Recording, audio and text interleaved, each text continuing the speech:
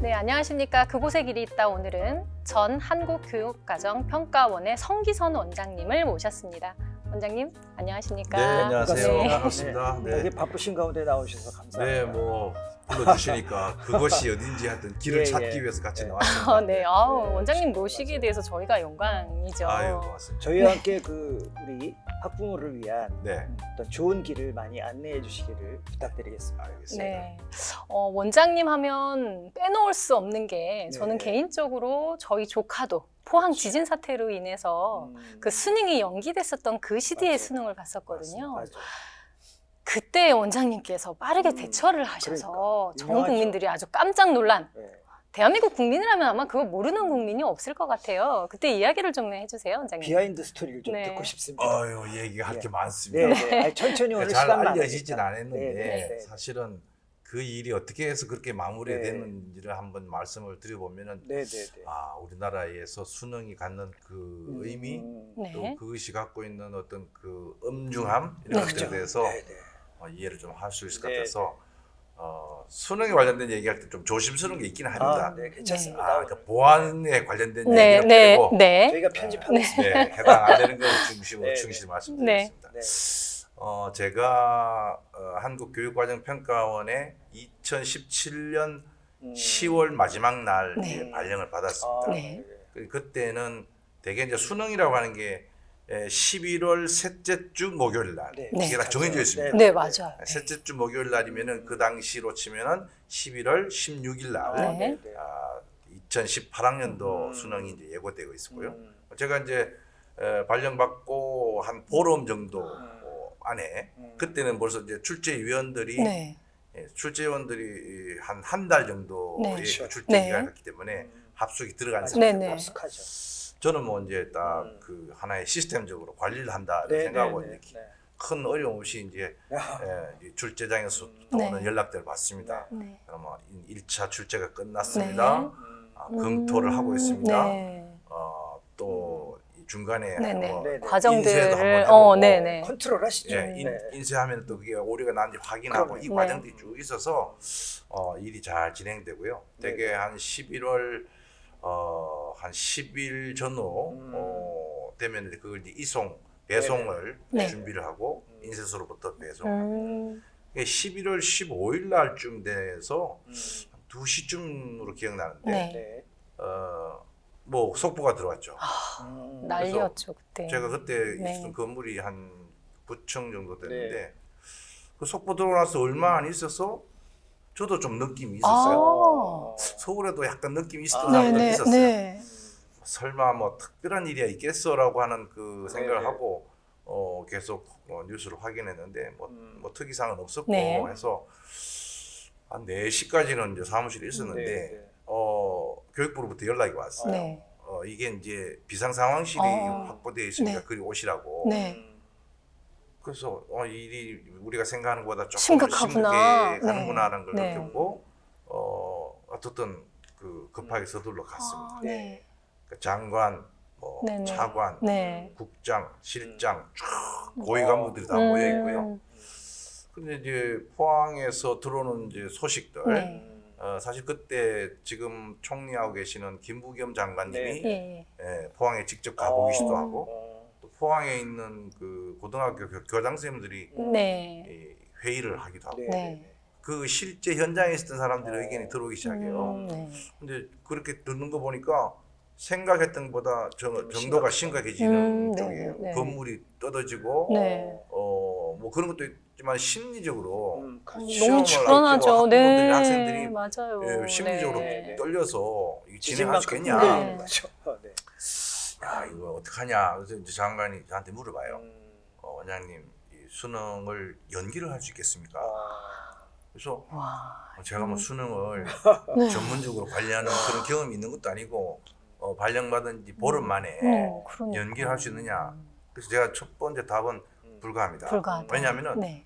그 문제지가 시험 지구라고 하는데 네네. 한 80여 개 전국의 네. 시험 지구에다가 배송이 완료돼 있었어요. 이미 벌써 네. 내려가 있는 그러면 상태였기 이제 때문에. 그게 하루를 네. 그 교육청에서 담당자가 네. 와서 관리하고 있다가 시험 치는 아침에 이걸 배송해 주거든요. 네. 근데 이제 그렇게 다 돼 있는데 어떻게 이걸 연기합니까? 그렇죠. 네. 모든 준비 다 끝나 있는데. 근데 이제 조금 더 시간 지나 보니까 그 심각도가 더 커져요. 네. 그래서 안 되겠다. 이제 저도 이제 마음을 바꾸기 시작할 수밖에 없는 상황이었어요. 그러면은 연기할 수 있습니까? 연기를 하려면은 세 가지 조건이 필요합니다. 제가 그랬어요. 세 가지 조건이요? 뭘까요? 네. 제가 이제 뭐 스피치 같은 거 할 때, 네. 예, 뭐 갑자기 어떤 연설할 기법? 때 네. 그러면 네. 세 가지 정도 세 가지. 해야 됐습니다. 네. 이렇게 제가 상식적으로는 그 알 수 있는 한두 가지는 있는데 세 가지의 요소를 찾는 건 쉽지 않은데 네. 어떻든 스피치 할 때 세 가지가 있습니다. 그러면은 신뢰성 있잖아요. 그렇죠. 근데 그걸 맞- 영롱한 건데 네. 장관님 이게 세 가지 조건이 전제 조건이 완결되면은 네. 연기 가능합니다. 일주일 연기하려 그러면은 네. 첫 번째 첫 조건은 번째가 네. 일단은 대한민국의 교육부와 관련된 모든 시계를 네. 정확하게 일주일 연기해라. 모든 행사, 네. 모든 어떤 그 공문으로 처리할 수 있는 것들은 네네네. 정확하게 일주일 연기할 수 있느냐. 두 번째는 그건 제가 할 일인데 네. 출제장에 네. 약 한 700여 명의 출제위원들 들어가 있어요. 예. 그분들은 어떻게 그분들의 하지? 그 감금을 어머, 일주일 맞아. 연기하는 거예요. 맞아. 그럼 문 닫아놓으면 되는 거예요. 가던 뭐야 우리 가둬놔야 되잖아요. 그분들이 한 명이라도 바깥으로 나오는 순간 보안이 다 네. 풀려버리니까. 풀려버리니까 안 네. 되죠. 세 번째는 지금 얘기한 것처럼 80여 개의 시험 지구에 배송되어 있는 시험지에 대해서 보안을 위해서 일주일 보안을 하려면은 교육청 지원을 안 되니까 보안 경찰 요원. 병력을 아. 동원해서 보안을 해달라. 네. 두 번째와 세 번째는 사실은 지키기가 그렇게 어렵지 않은 행정력에 의해서 가는 건데 첫 번째 생각해 보면 모든 대한민국의 교육과 관련된 시계를 일주일 연기할 수 있느냐? 그게 이제 관료제이기 때문에 필요한 건 공문이고 모든 공문도 그렇게 처리해 주는 거예요. 네. 그래서 장관님한테 그걸 요청했고 뭐 검토해 보겠다고. 그리고 이제 우리 단독으로 결정할 수 있는 게 아니기 때문에 그렇죠. 네. 뭐그 VIP하고도 네네. 연결하고 네. 또 여러 행안부 장관하고도 연결하고 해서 오케이 그러면은 그렇게 해보자. 네. 그 결정한 시간이 약 한 6시 반 정도 돼요. 그러니까 6시 반에서 7시 사이에 그럼 네. 그렇게 하자. 공문 그렇게 처리하겠다. 사실 단순한 거잖아요. 네. 한때 단순한 건데 또 하나하나 사례 듣다 보면은 뭐 단순하지 시험 않아요. 치고 나서 해외 여행 가는데 네. 예약해놨는데 이거 어떡하냐 뭐부터 해서 네. 또 뭐 세미나를 하기로 돼 있는데 저 출제위원들 중에서도 불만이 많았던 거죠. 네. 그다음에 나중에 얘기하겠지만 그래서 세 가지 조건이고 지금 급하니까 네. 하시라도 빨리 발표를 하는 게 좋겠다 싶었는데 그 결정이 한 7시 정도 되고 그 문구 완성하는데 한 8시. 제 생각에는 한 7시 반쯤이라도 아쉬웠던 거는 7시 반쯤이라도 내일 수능 연기 이렇게 나와야 되는데 속보로 계속 나오는 게 뭐 수능 정상적으로 진행을 예정. 한다. 네. 이게 한 8시까지 네. 계속 나왔어요. 네. 그래서 저거부터라도 바꿔주면 좋겠는데 그래도 발표할 네. 때 제대로 발표해야 네, 되니까 네, 네. 정확해야 좀 더 되니까. 기다렸죠. 그래서 8시 네. 15분쯤 해서 자 그러면은 2018학년도 수능 일주일 연기. 이게 발표가 됐어요. 이제 그 다음부터 이제 일이 이제 복잡하게 이제 얽히기 시작하는데, 그래서 이제 정부청사 세종에 내려가서 네. 매일 회의를 합니다. 이 대책을. 네. 자 그러면 이렇게 훼손된 고사장이 한 10개 정도 있는데 포항에서 복귀도 치는 해야 되고. 그 학교를 수리를 할 수가 없잖아요. 네. 그러니까 저 건물이나 이 벽이 깨지고 이렇게 훼손된 시설들은 네, 네. 안 되겠다 해서 대체고사장을 마련했어요. 대체고사장을 마련하는데 네. 중학교 교실을 고사장으로 하려면은 네. 방송이나 이런 것들 다 체크해야 돼요. 듣기 방송. 네, 그렇죠. 네, 네. 그러니까 그런 거 그래도 뭐 할 수 있으면 1차 대체고사장을 마련했어요. 네. 그래서 회의가 끝날 쯤에서 제가 또 문제 제기를 했어요. 만약에 네. 일주일 연기를 했는데 네. 또 지진이 일어나면 어떡하냐. 어머. 충분히 여진이라는 게 있을 수 네, 있잖아요. 네, 맞아요. 그래서 연기를 했음에도 불구하고 지진이 일어났다. 그럼 포항 안에서는 아예 못 친다. 네. 그러면은 10개를 포항 외곽에다가 제2의 대체고사장을 마련해. 수험생을 밖으로 그러니까 제1의 빼서. 대체고사장을 마련해서 네, 이제 네. 일주일 후에 하기로 했는데 네. 그것도 흔들리면 어떡할 거냐. 안 그런 것까지 준비해야 됩니까라고 얘기하더라고요. 저 포항에서 오신 그 장학관님이 아니 뭐 그런 것까지 준비를 해야 됩니까? 아니 무슨 소리냐? 그거 준비해야 된다. 이를테면은 16일 날 치려고 했던 시험이 23일로 네, 갔잖아요. 네. 그럼 22일 날 또 예비 소집을 해요. 네. 예비 소집을 해서 갔을 때, 예비 소집까지는 문제 없어서 그 제1회 대체고사장에서 시험 네. 내일 치는 걸로 되어 있었는데 또 예비 무슨 일이 소집 마치고 집에 왔는데 그 다음날 아침 8시 전까지 그 시간 안에 만약에 지진이 났다. 그럼 그 제1 대체고사장들도 안 된다. 그럼 어떡할 거냐? 그래서 제2의 대체고사장을 까지 다 마련을 경주, 네. 그다음에 이쪽 대구 지역, 아. 영천 이쪽 외곽 지역에 있는 학교 10개를 확보해라고 했어요. 하겠대요. 좋다. 두 번째, 그럼 만약에 제2 대체고사장으로 갈 일이 생겼다. 밤새 만약에 지진이 네. 나서 어떻게 이동하냐? 학생들을 직접 그리 오게 하면 된대. 그거는 말이 안 된다. 그쵸 그때 그러면 일잖아 일단 또 제1 대체고사장에 뭐 집합을 해서 네. 시험 칠 수 없는 상황이 발생했다. 그러면 한 반에 대개 한 27, 8명이 네네. 시험 쳐요. 네. 27명이면은 버스 한 대? 관광버스 한 대 네, 그대로 버스 한 들어가잖아요. 대. 그렇죠. 감독관도 그게 그대로 들어가죠. 네. 시험 그대로 싣고 네. 가면 되는 거 아니에요. 자, 그러면은 10개, 예를 들어서 10개 고사장에 네. 고사실이 몇 개냐 확인해라. 그러면 10개 고사장에 고사실이 한 각 그 고사장마다 한 5개 있었다. 네. 그럼 50개가 되죠. 예. 관광버스 50대를 주문해라. 아니, 그러니까 와. 완전 그런 것까지 우리가 준비를 해야 됩니까? 그걸 준비하지 않으면은 이 완벽한 준비가 아니다. 그래서 대한민국 어떤 나라냐? 그 관광버스 50대, 100대 이거는 금방 계약할 수 있다. 네. 그쵸. 예산은 네. 우리가 비상 네. 그 대응 자금으로 쓸 수 네, 네, 있으니까 꼭 그걸 좀 해야 합니다. 음. 그래서 그 국장님한테 참 미안하긴 한데 제가 그거 아니면은 네. 난 진행 안 한다고. 거기까지 그래도 준비를 해야 또 안심이 됐었고 이 수능이 연기된 게 대한민국 건립일에 처음 아닌가요? 예, 미리 예고되고 국제 행사 때문에 연기된 네. 적은 있었지만 그쵸. 재난에 의해서 연기된 것도 갑자기 처음이었어요. 이렇게 연기된 거는 그래서 네. 수능이라고 하는 게 물론 그 뭐랄까요, 그냥 대학 입학 시험이라고 네, 하지만 네. 그걸 둘러싸고 있는 우리나라 사회에서 그 차지하는 그 의미, 네. 사실은 굉장히 그죠, 큰 그죠. 거고요. 네. 그럼에도 불구하고 그것이 얼마나 교육적인가에 네. 대해서는 그런 사건 이후에 많이 우리가 반성하고 네. 제도 네. 변화에 대해서 고민해야 될 지점이 네. 맞습니다. 포항 이야기는 저희도 아마 많은 분들이 궁금해했는데 그 뒷이야기를 좀 네. 소상히 들을 수 있어서 예, 다행이에요. 예. 네. 저는 좀 다른 좀 가벼운 질문 하나 드리겠습니다. 저는 이제 특강 강사로서 이제 중학교, 고등학교 강의를 나가는데 사실은 안타깝게 또 절반이 거의 엎드려서 자더라고요, 책상에서. 근데 그 광경을 보면 저는 강사로서 좀 마음이 아프더라고요. 도대체 전날 공부를 밤새 해서 저런 건지 아니면 입시라는 걸 포기해서 저런 상황을 보이는 건지 정말 교육 전문가로서 입시 전문가로서 우리나라 입시에 대해서 우리나라 학생들의 이러한 현황에 대해서 어떤 생각을 갖고 계신지가 참 궁금했습니다. 이게 이제 학교에서 엎드려 자는 아이들이 이제 계속 늘어나고 네. 거기에서 이제 공교육의 어떤 부실화, 네. 공동화 현상이 이제 일어난다. 네, 네. 이거는 한 20여 년 전부터도 그런 얘기를 했는데 그렇죠. 예, 예. 아이들이 어떤 삶을 사는지 잘 봐야 돼요. 아, 왜 잘까? 네네. 공부하기 싫어서 자는 거냐? 아니면 의지도 없고 진로에 대한 관심도 없어서 자는 거냐? 그렇죠. 저는 그렇게 생각 안 해요. 우리 아이들이 너무 지쳐 있어요. 아이들이 사실은 학교에서 공부하고 부족한 부부분을 뭐 자기 스스로 보충하거나 네네. 네. 이렇게 해서 좀 건전하게 생활하고 그렇죠. 네. 수면도 충분히 음. 하고 네네. 아침에 또 맑은 정신 학교 와서 수업 듣고 이래야 되잖아요. 근데 지금 아이들의 그 신체 사이클은 어떻게 되어 있냐면은 네.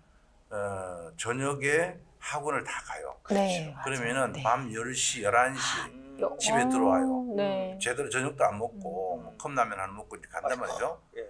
그렇게 해서 집에 오면은 학교에서 오는 숙제가 있죠. 네. 그다음에 또 게임도 좀 하고 네. 쉬어야 그다음에 하니까. 잠자는 네. 시간이 2시, 3시가 많아요. 그렇죠. 그러면 숙면도 못 자고 있는데 아침에 엄마한테 한 대 야단 맞고 학교 안 네. 갔냐고 하고 부랴부랴 세수도 안 하고 가방 들고 네. 학교로 와요. 그러면 아침도 안 먹고 잠도 제대로 못 네, 자고 네. 그게 하루 이틀도 아니고 누적돼 있잖아요. 계속 반복되죠. 그리고 그게. 수업이 신기하고 좀 재미있어야 될 거 아니에요. 네네. 새로 그쵸. 배우는 거. 네. 근데 학원에서 벌써 선행학습이라는 걸 통해서 네. 2번, 3번, 4번 반복을 해놨기 때문에 새로운 것도 없고 내가 이 시간에 잠을 자더라도 네. 저 내용을 다 알고 있어. 관심도 없는 거예요. 그럼 공교육은 부실화되고 사교육으로 이렇게 빨려들 네, 수밖에 네. 없죠. 예. 아이들은 학교에서 맑은 정신으로 공부를 잘 안 해요. 네. 밥이나 한 끼 먹고 그냥 때우는 식으로. 이렇게 해서는 우리나라 교육은 정말 희망도 없고 아이들 건강도 심각하고. 그러면 입시 제도라고 할까요? 원장님 혼자의 힘으로 바꿀 수는 없는 거지만 어떻게 달라지면 그런 것들이 좀 변화가 있어야 될까요? 그래서 네네.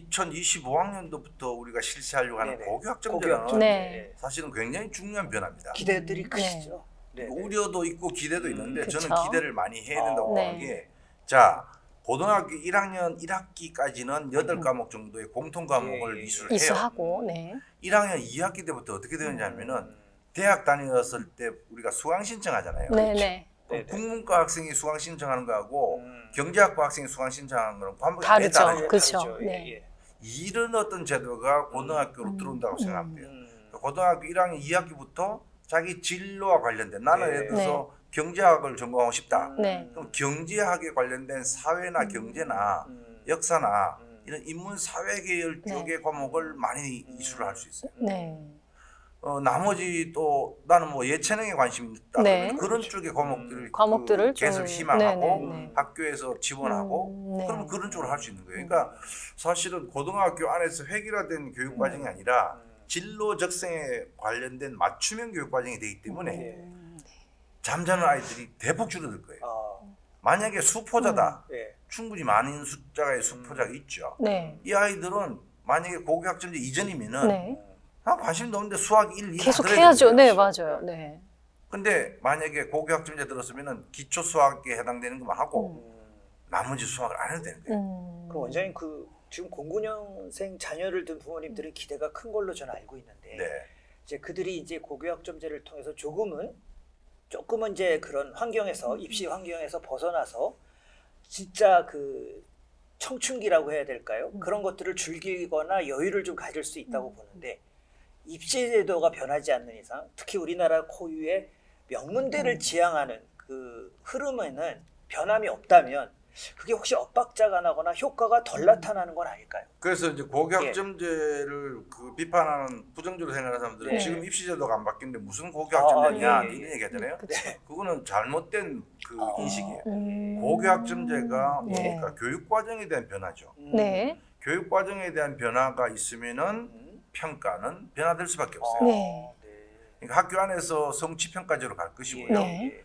대학 입시 제도도 바뀔 수밖에 없어요. 아, 바뀔 것이다. 자연스럽게 왜냐하면은 바뀔 수밖에 지금 없다. 생각해 보세요. 네. 공통 교육 과정을 다 이수하기 때문에 네. 950문항에 해당되는 수능을 수능자, 치고 있잖아요. 그렇죠. 네네. 수능 문제가. 근데 이 교육 네. 과정을 분기형으로 가서 네. 개인 맞춤형 교육 과정을 하는데 어떻게 공통 문제를 출제할 수 있어요? 오, 맞네요. 그죠? 네. 자, 그러면 지금의 수능의 수명은 언제까지냐? 네. 2027학년도까지예요. 아, 예상하시기에 27학년도. 예상이 아니라 뭐 그렇게 될 수밖에 없어요.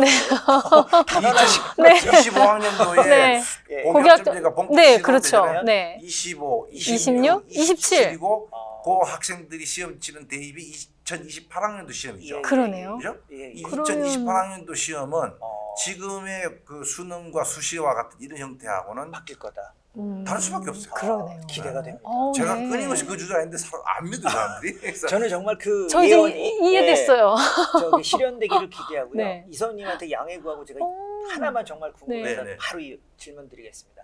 제가 예전에 호주에 그 광고일 CF 찍으러 촬영하러 간 적이 네, 네. 있는데 좀 장기 프로젝트를 한 달 정도를 묵게 됐습니다. 호주에서. 그런데 뭐 저의 개인적 시각이긴 합니다만 호주의 그 아이들 중고등학생 아이들이 표정이 너무 밝은 거예요. 네네네. 제가 지금까지 저도 이제 수능을 거쳐서 어쨌든 이렇게 겪어온 대한민국 입시생으로 바라보면 이거 완전히 다른 나라의 그렇죠. 그 얼굴과 상황이더라고요. 그래서 예, 제가 예. 거기 가이드분한테 아니 어떻게 우리나라 청소년과 이렇게 표정이 다를 수가 있느냐 네. 그랬더니 그분이 그런 말을 딱 하는 거예요. 그분은 이제 일종의 이제 2세거든요. 우리나라 네. 교민 2세인데 여기는 사회적 직업적 차별이 네. 없어서 그렇다는 거예요. 네. 그러니까 자기가 공부에 흥미가 있으면 선생님이 되는 거고 흥미가 만약에 예를 들어서 없으면 목수에 네. 흥미가 있으면 목수가 되는 거고 그래도 어떻든 급여라든가 사회적 시선의 차별이 없기 때문에 저렇게 아이들이 밝을 수밖에 없다라는 말에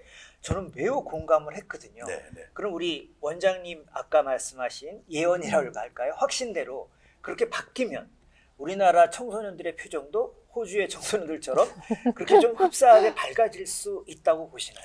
뭐 저도 네네.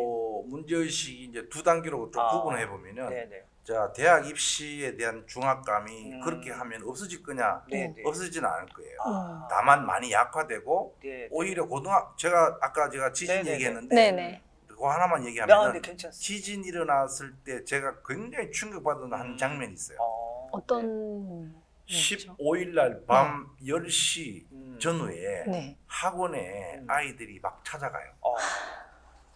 자기가 내일 시험이기 때문에 지금까지 배웠던 또 공부했던 참고서 문제 다 버리고 갔잖아요. 네. 아. 그것도 하나의 학생들의 세리머니라고. 네, 어. 맞아. 근데 일주일 여기가 됐어. 이해가. 자기가 공부하는 책을 찾으러 가가지고 야. 그 산더미 같은 책더미에서 자기 책 찾는다고 찾느냐고. 하는 게 야. 사진으로 보도가 된 적이 있어요. 아, 그 사진을 보면서 가만히 생각해 보세요. 아, 막 12년 동안 공부한 거를 그렇게 버리고 성적 하나만 얻고 끝나는 지식, 그러니까 그걸 뭘라고 그렇게 많은 노력을 할까? 시사하는 바가 크네요. 네, 그래서 지금 고교 학점제로 가면은 음.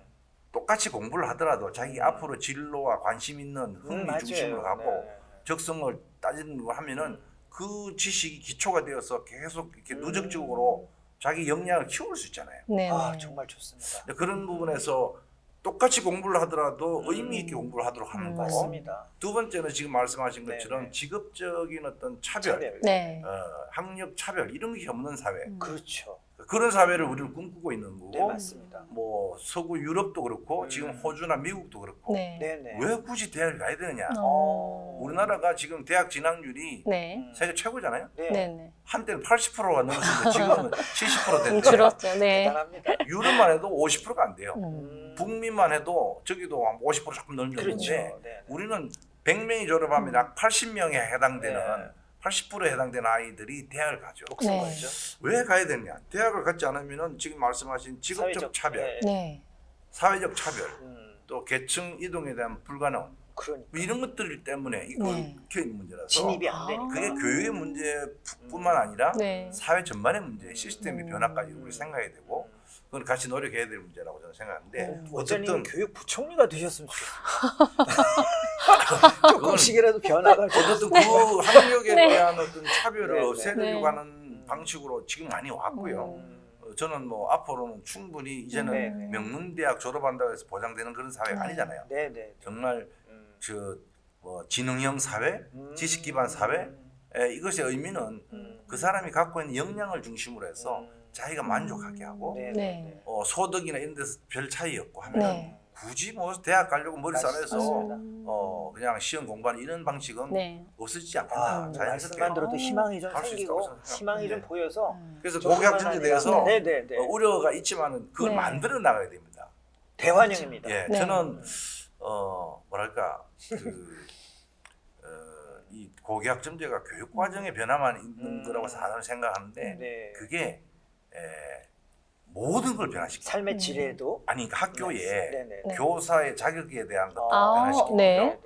학교 공간도 변화시켜야 돼요. 그렇죠. 성형과학처럼 이렇게 똑같은 네네. 교실이 아니라 그렇죠. 세미나도 하고 네네. 토론도 하고 그렇죠. 실험 실습도 하고 네. 경연도 하고. 예, 네. 그래서 학교의 또 시간표도 바뀌어요. 네. 좋습니다. 예를 들어서 난 1교시부터 8교시까지 똑같이 앉아있으면 네. 선생님만 바뀌는 그- 그런 구조에서 네네. 내가 원하는 과목을 지원해서. 수강 신청해서 가기 네. 때문에 자유롭게 하기 때문에. 학생들이 움직여요. 그렇죠. 그러면은 중간에 공강 네. 시간도 있고 네네. 뭐 동아리 활동도 자유롭게 할 수 네. 있고 그 학교에 없는 프로그램이면은 지역 교육 과정이 만들어져서 네. 옆에 학교하고 공동 교육 과정도 있을 수 있고요. 네. 이제는 온라인 원격 수업도 그런 교육 과정에 대한 특성화를 네. 지원할 수 있고 네, 이런 네. 부분에서 고등학교 교육의 어떤 뭐 혁명. 질적 네. 혁명이라고 저는 봅니다. 그게 쏙쏙 네, 들어. 너무 네. 좋습니다. 저는 네. 자유학년제가 어떻게 보면 아이들에게 좀 자유롭게 또 선택할 수 있는 기회를 조금 맛봤다면 시금석이죠. 고등학교에서 고교학점제는 고교학점제. 그게 이제 또 연계가 돼서 꽃 또 피우는 아이들한테 더 좋을 것 같다는 생각을 네네. 했어요. 네. 초등학교하고 중학교는 상당히 많이 변화되어 있습니다. 네. 사실은 네, 네. 그렇죠. 여러모로. 딱딱한 어떤 음. 과거의 어떤 교육이 네네. 아니라 아이들의 이런 그 참여나 자유학년제나 발달에 따라서 네. 오는 고민도 예전에 뭐 중2병 뭐 이런 맞아요. 얘기하면서 네. 자유학기제, 자유학년제가 됐는데 네. 아까 우리 말씀하신 네네. 것처럼 고등학교만 올라가면은 다시 이 시험 때문에 똑같아요. 네. 벽이에요, 벽. 네, 파격치가 맞아요. 네. 넘을 수 없는 네. 벽이기 때문에 그게 음. 중학교와 초등학교를 더 억압하고 네. 학부모들 입장에서는 아니 학교가 자유롭게 하는 건 좋은데 우리 아이 성적은 어떻게 할 거냐. 그러니까요. 그 대학 걱정이었고. 입시는 변하지 않을 네, 것이니까. 맞아요. 네. 이 불만과 갈등이거든요. 네. 그래서 이제 고등학교 교육을 바꾼다. 음. 공부를 하지 말라는 게 아니라 하더라도 제대로 하자. 네. 이게 고교학점제의 취지거든요. 네. 그래서 근데 우리 이솜님이 음. 말씀하신 자유학기제, 그게 자유학년제, 네. 그게 또 지금 우리 원장님이 지적하신 일부 학부모님들이 아니 그렇게 자유학기제, 자유학년제 하는 건 좋은데 내가 입시할 때 아이들이 대학을 가야 되는데 마이너스 아니냐라는 또 그 어떻게 보면 좋은 말로 하면 치맛바람 때문에 자율학기제로 또 바뀌는 학교도 있다고 들었거든요. 네네네. 그럼 뭔가 이렇게 새로운 변화나 혁명을 위해서 시도하는 것들이 우리 전통적으로 갖고 있는 학부모들의 의식 때문에 또 이게 자꾸 희석되거나 막힐까봐 또 염려도 되거든요. 그렇죠. 뭐 제도가 아무리 좋은 취지로 들어와도 네. 사실 그거는 지금 얘기한 대학 입시 때문에 그런 거예요. 네.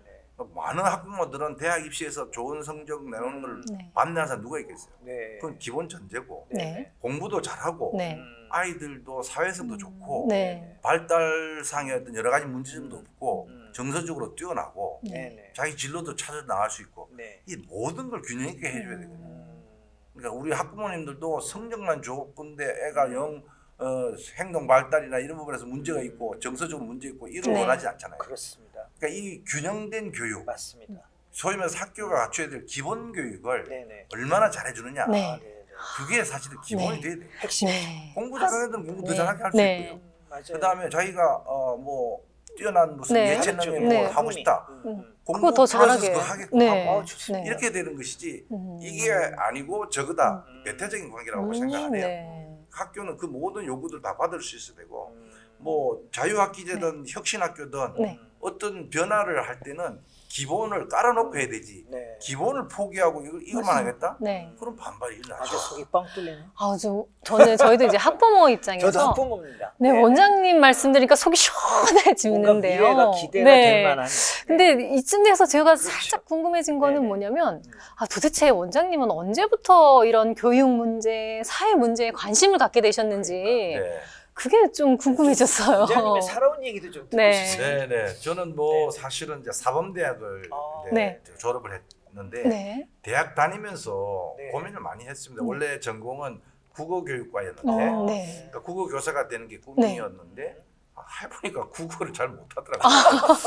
근데 이제 그 당시 80년대 상황에서 네. 정말 지금은 대학을 많이 가지만 그 당시만 해도 대학 진학률이 한 20% 정도 네. 굉장히 낮았고요. 네.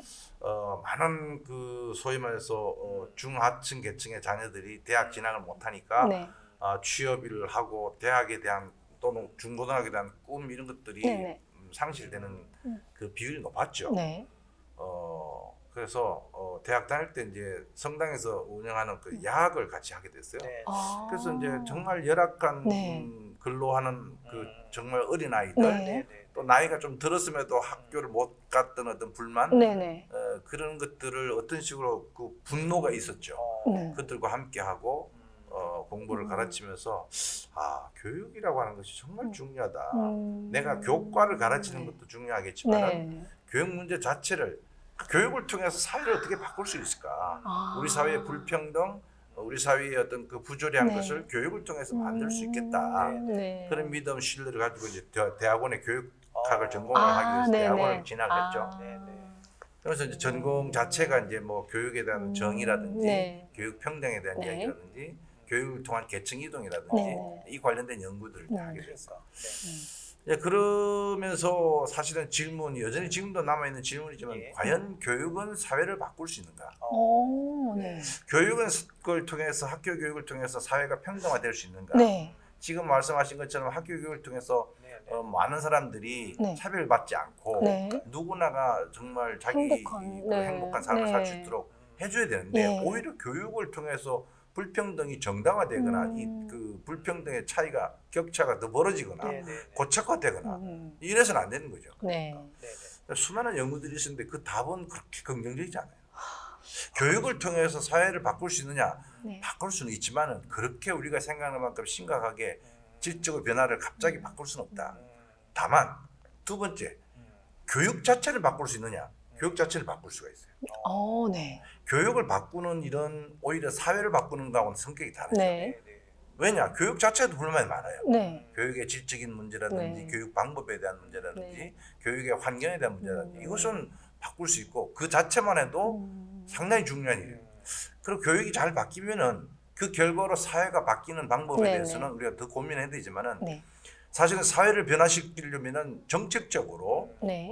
경제적으로 세금이나 이런 재정 정책이나 네. 이런 통해서 하는 게 훨씬 더 빠를 수 있어요. 예를 들어서 최근에 뭐 나오고 있는 뭐 기본소득이라든지 네, 기본주택이라든지 네, 이런 네. 것들은 하나의 정책이잖아요. 그렇죠. 네. 이게 교육을 통해서 사상을 바꾸려고 지난 한 40년 동안 네. 제가 연구를 네. 해봤는데 네.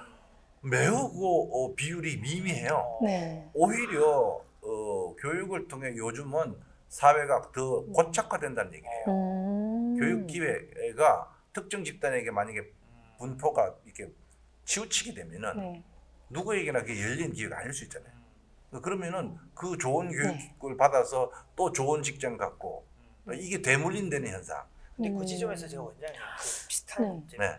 그 지점에서 들어갈 수 있는 제가 음. 질문인데요. 좀 쉽게 설명을 또 지금처럼 해주시면 좋겠는데 저는 사실 원장님은 제가 볼 때 외람되지만 외형적으로 보면 엘리트 코스를 밟아온 거예요. 물론 또 깊은 사정은 모르겠지만 근데 저는 어찌 보면 호르몬이 외아들로 좀 어려운 시절을 보냈거든요. 가난하고 너무 가난했고 어쨌든 교육적 특수 혜택은 받지를 못했습니다. 네. 그러나 그럼에도 저희 시절에는 개천에서 용난다는 그런 전설과 속설이 실현이 됐던 부분들이 많아요. 그런데 현재는 너무 그 사교육이 발달이 되고 또 가난한 사람에게는 교육적 기회가 적다 보니까 개천에서 용난다는 말이 이제 옛날 말이라는 분들도 많거든요.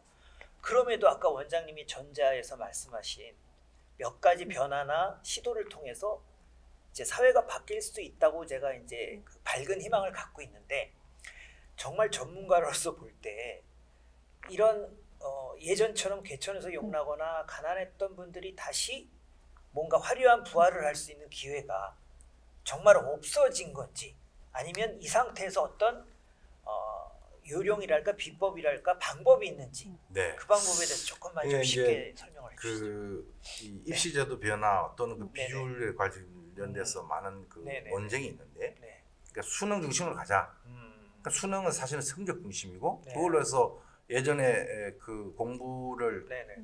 가난하지만 공부 잘하는 사람들에게 네. 기회를 줄 수 있지 않냐. 네네. 매우 단순한 명제인데 네. 사실 그 부분에서 조금만 들여다보면은 네. 그 주장 자체가 허점이 많아요. 아, 오히려 반대 주장을 하고 있는 거예요. 수가 많다. 예전에는 네네. 제가 이제 그 학교 다니고 할 때는 네네네. 사교육도 그때 못 받게 했고 뭐 금지도 있었죠. 금지가 있었죠. 그러니까 학교 교육만 가지고 하다 보니까 저 열심히 하면은 가정 배경과 상관없이? 영향을 받지 않고 충분히 성적이 나왔어요. 그리고 학력고사라고 하는 그 시대 보면은 그 나오는 교과 범위가 딱 제한돼 있어요. 근데 이제 수능으로 가고 또 이 사교육이 풀리면서 아주 그냥 어릴 때부터 사교육의 영향, 이 자본의 영향에 의해서 성적을 많이 만들어내잖아요. 길러진 거죠. 그러니까 지금 수능 성적하고 가정 배경의 이 상관관계가 매우 네네. 높아요. 아, 그러니까 수능으로만 대학 가자 그러면은 상위권 대학들은요 갈 수밖에 없죠. 상층 계층의 자녀들이 다 독점해버려요. 그럴 수밖에 전국에 없겠네요. 특목고, 네. 과고, 외고, 네. 국제고 이런 데 나온 아이들이 네. 상위 10개 대학을 다 점령해요. 음. 서울대 입학처장의 얘기예요. 비율이 그렇구나. 서울대 뭐 학생 음. 입학 정원이 한 4천 명 된다. 네. 이 4천 명을 수능 100%를 뽑잖아요. 네. 그러면 특목고, 자사고, 외고. 강남에 있는 몇 개 학교 네네. 100%예요. 지방의 다른 학생들 못 들어요. 근데 80년대만 해도 서울대 같은 경우에 지방 학생들이 6, 서울 학생 4. 4. 이 정도 비율이 있었어요. 네. 그런 어떤 그 자기 성적을 노력에 의해서 만들 수 있는 시대하고 이해됐어요. 지금 얘기가 지금은, 다르잖아요. 네. 그럼 지금 어떻게 됐냐? 네. 여러 가지 수시 제도라고 하는 것이 네. 이 정시 이 수능의 점수로 경쟁이 안 되는 아이들에게는 좋은 네. 기회가 돼요. 네. 맞아요. 그러니까 그런 것들을 통해서 어떻게 하면 이 소위 말해서 교육 기회의 지역 간, 계층 간 분배의 불균형을 어떤 식으로 보정을 해줄 것인가. 이게 사회 교육 정책이고 사회 정책이잖아요. 네. 여기에 대한 문제의식들을 조금 더 생각해 보면은 네. 100% 수능으로 가야 된다. 이 말은 사실은 그냥 성적순 그 말은 가정 배경순 그걸로 교육 기회를 주자 하면 그거는 더 고착화되는 거죠. 그래서 교육 기회를 통해서 계층 이동의 그 끊어진 사나이를 좀 메꾸려 그러면은 오로지 성적으로만 그걸 한다는 그 말은 그 방향하고는 반대 논리가 있는 거죠. 그렇겠네요. 예, 네. 적절한 비율이라는 것은 항상 중요하다. 네. 100% 수능도 곤란하고 100% 수시도 곤란하니까 네. 지금 이제 대선 과정에서도 그런 논쟁이 있는데 적절한 비율로 간다. 비율 너무- 조정이 지금 연구 중에 있는 건가요? 그러니까 한 40% 정도를 얘기하고 있어요. 네. 근데 이제 그것도 나중에 28학년도 가면요 네. 불가능해요. 어, 그때쯤 되면 제가 한번 팁을 드리면은 예. 이거 순전히 개인적인 생각인데 네, 네. 괜찮습니다. 어떤 식으로 입시제도가 바뀔 것인가 네. 여기 아마 관심이 있을 거예요. 네. 근데 상식 지금의 조건을 따져보면 매우 단순하게 답이 나옵니다. 네. 네. 일단 지금의 수능은 없어집니다. 그러면 음. 이 수능을 대체할 또 다른 시험 제도가 제도. 나오겠죠. 네. 뭐 예를 들어 수능 1과 수능 2가 있다. 네. 수능 1은 고등학교 공통 과목을 기준으로 해서 고등학교 졸업을 할 수 있는 자격이냐 네. 졸업 자격 시험 네. 그냥 아주 이거는 쉽게 수능 통과 네. 네. 자격 시험. 네. 네. 패스와 페일 네. 정도로 네. 수능 2가 생길 겁니다. 그럼 수능 2는 계열적성 이게 많이 분기형이니까 네. 그게 맞게끔 나와야 될 거 아니에요. 각각. 그러니까 저는 나누어서. 뭐 수학에 네. 관심 없고 나는 문화에 관심 있다 네. 문학만 했는데 네. 테스트 유형이 다르다 네. 이 말이고. 그 객관식에 또 오지선다형의 한계가 있죠. 네, 네. 그렇게 또 못해요. 앞서 제가 지금 출제위원들이 한 800명 규모인데 만약에 교육 과정이 막 다양화됐는데 그걸 출제를 다 하라 그러면은 뭐 8,000명이 돼야 8,000명이 돼야 돼. 불가능하고 따라서 네. 객관식 시험 문항 없어질 거예요. 수능 2는 네. 주관식으로 할 거예요. 아. 선논술식 시험 네네. 그리고 계열별로 이렇게 분화된 형태. 그럼 채점은 어떻게 하냐? 채점은 그 지원받은 학교에서 네. 할 수 있어요. 어. 또는 AI로 할 수도 있고. 네, 네. 교수님들이 예. 예를 들어서 A라는 대학에 네. 지금 수능 성적을 통보해 주잖아요. 그런 것처럼 A라는 대학에 한 100명이 지원했어요. 그럼 100명의 선원수식 시험 문제를 네, 네. 스캐닝해서 파일을 이 학교도 주면은 여기서 예. 채점하면 돼요. 어. 그리고 사실은 그쯤 되면은 뭐랄까요 그 이 논서술식 문항 자체를 네. 모두가 안 쳐도 돼요. 지금 대학들이 학령 인구가 급감을 하잖아요. 대학들이 한 4, 5년 정도 되면은 뭐 교육개발은 연구 결과에 의하면은 한 3분의 1을 일단 없어져야 돼요. 네. 그러면 대학의 상위 30% 대학들은 선원수식 네. 수능 2를 채택할 거예요. 네. 중간에 있는 30% 대학은 지금 내신 정도, 그다음에 네. 앞서 얘기한 수능 1 정도, 네, 원 정도. 큰 네. 부담 없이 들어갈 수 네. 있어요. 하위 30%는 네. 선발을 못 해요. 모집만 할 뿐이죠. 아, 와주시기만 하면 우리가 모집으로. 받아들이겠습니다. 네. 왜냐하면 저건 못 채우니까. 기자님은 지금 얘기를 네. 들으면 이런 네. 생각 들지 않습니까? 시청자를 대신해서 야 이거 학부모들이 이 방송을 다시 보기를 해서라도 꼭 봐야 되겠다라는 생각이 들 정도로 어찌 보면 조금 쉬우면서도 쉽게 설명을 좀 해주신 전문적인 것도 얘기를 쉽게 있고, 설명해 주시고 네. 계신데요. 그러니까 지금의 교육 정책의 흐름의 논리적 귀결이 네. 그렇게 갈 수밖에 없다. 그러니까 그 그거를- 지점에서 제가 또 원장님한테 하나만 그렇게 네. 전문적인 얘기를 좀 쉽게 또 예언도 많이 좀 오늘 하셨잖아요. 뭐 맞던 틀리던 네.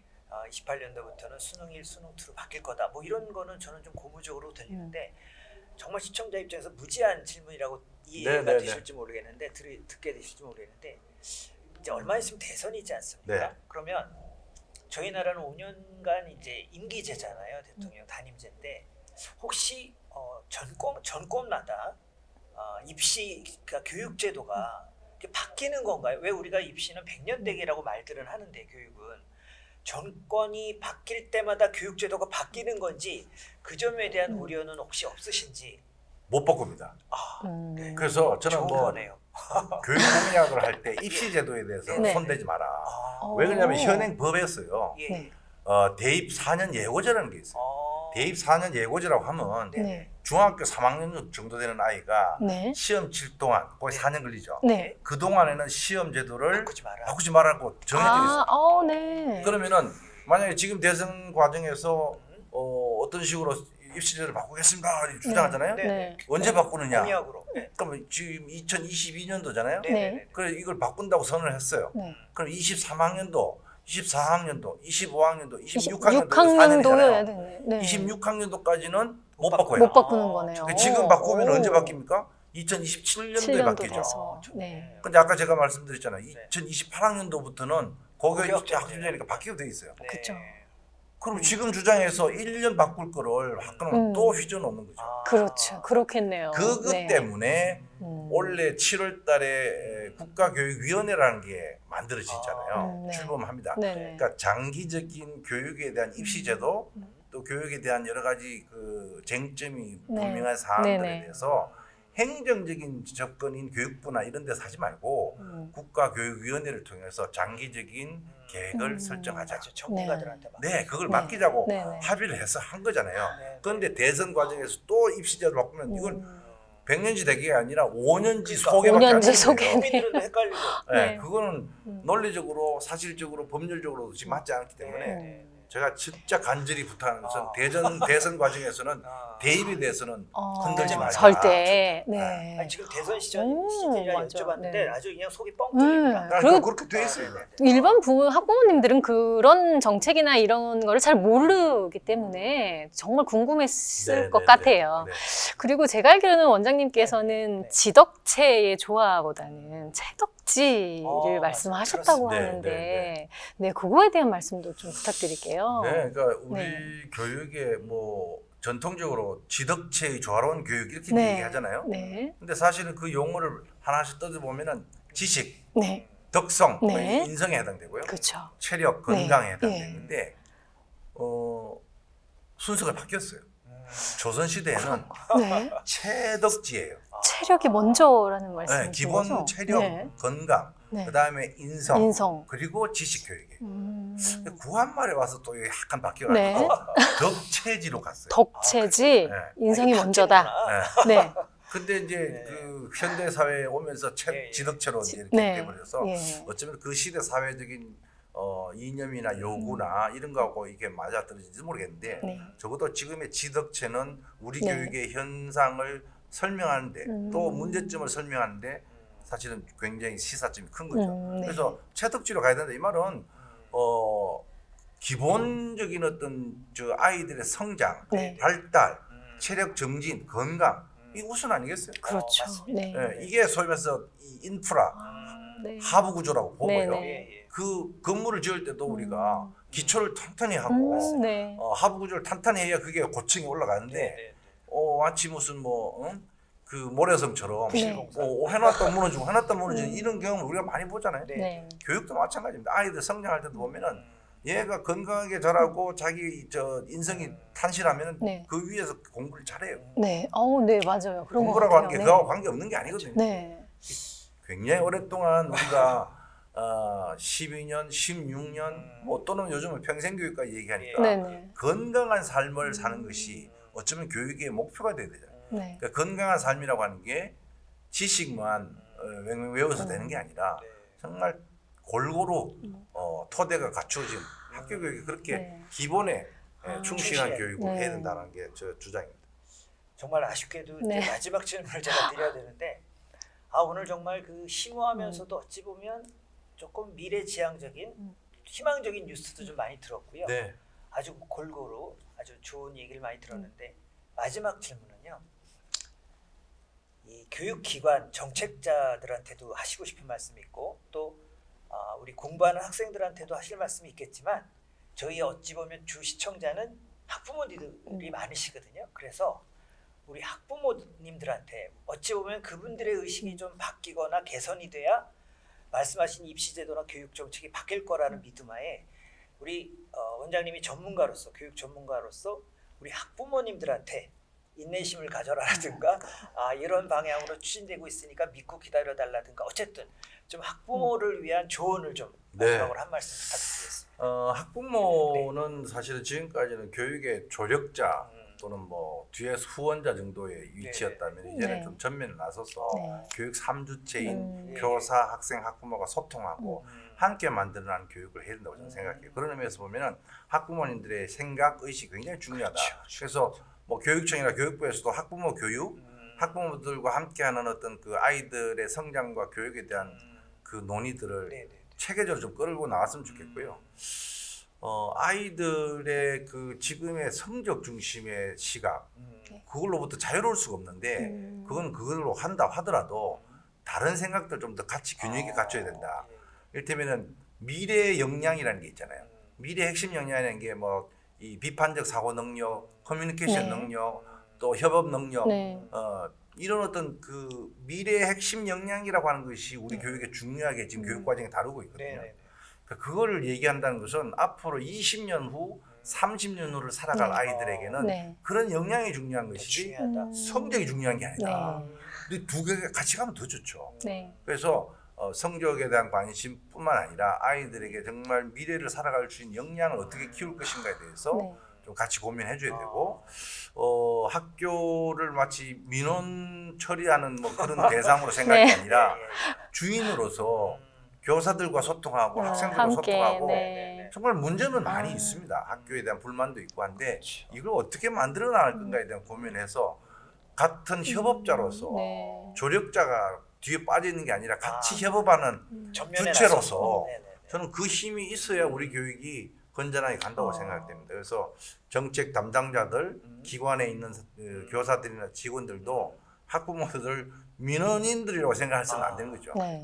같이 끌고 나갈 수 있는 협업 능력을 길러주면은 우리 교육은 사실은 세계적으로 한국 교육에 대한 그 자부심은 우리가 그죠. 우리만 못 가지고 있어서 그렇지 외국에 나가보면 한국 교육에 대한 위상은 대단히 높습니다. 네. 높죠. 그 강점을 충분히 살리면서 문제점들을 해결하기 위한 네. 노력들 같이 해 나가야 된다. 네. 이렇게 생각합니다. 잘 들으셨죠 우리 학부모님들? 우리 원장님 말씀을 너무 네. 저는 개인적으로 너무 아주 경청하고 잘 새겨 들었습니다. 네. 아마 오늘 원장님 하신 말씀들이 학부모님들에게는 지금 또 맞아요. 코로나 시국에 아이들 걱정, 학업 걱정할 때 좀 조금이나마 좀 체증을 내릴 수 있는 그런 네, 시간이 네, 되지 네. 않았나 있습니다. 싶습니다. 그 자녀 교육은 믿고 맡기고 네.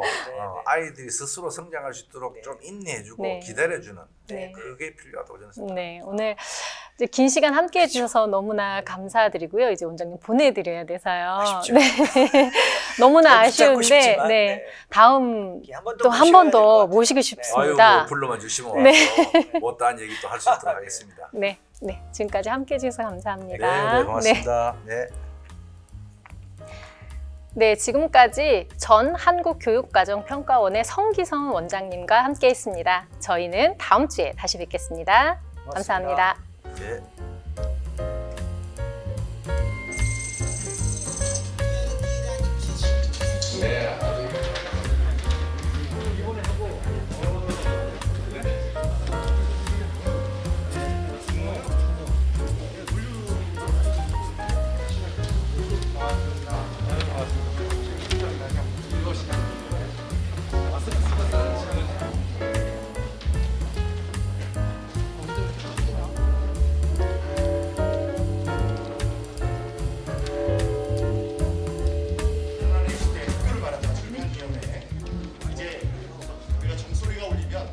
네, 안녕하세요. 저 성기선입니다. 저는 한국교육과정평가원 원장을 했고요. 현재 초대했습니다.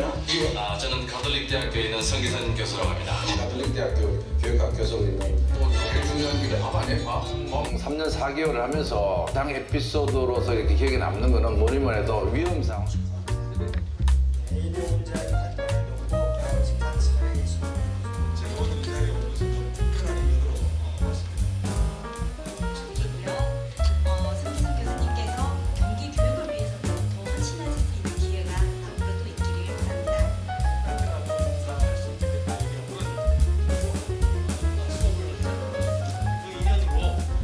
오늘 출판 기념회에 참석하신 모든 분들께도 감사의 인사를 드립니다.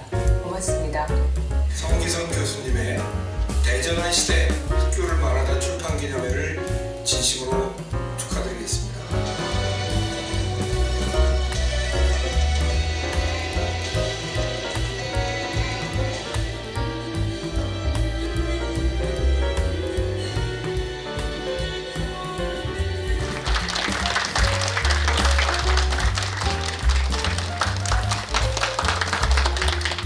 우리 또 의미 부여하셔야 합니다. 일단 느림의 이야기 있을 수 있고요. 그렇지만은 우리는 끊임없이 아이들을 고민하고 미래를 준비하고 교육에 대해서 고민을 해야 될 그런 지점이 있다고 봅니다.